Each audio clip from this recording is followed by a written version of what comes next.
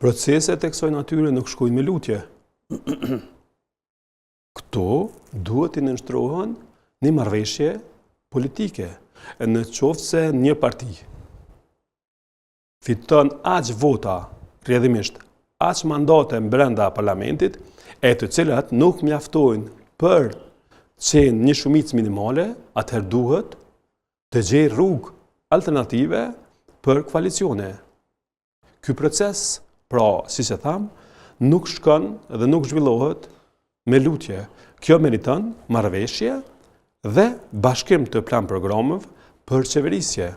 Ajo që ka ndodhur në këtë vit, vërtet është tetë unike dhe nuk ka ndodhur asnjëherë në historinë parlamentare të vendit dhe uroj që mos përsëritet. Kjo është ajo që ka minimumi ne si qytetarë të vendit po kërkojmë, por që artikulimet e tilla ose konsumimi i afateve kushtetuese pa pas hapa konkret në funksion të një marrëveshje politike është nonsens.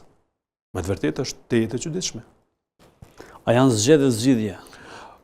Në këtë situatë që jemi është i vetmi instrument kushtetues që e prodhoi koha, e tash mbetet më po se çka do të prodhojnë ato.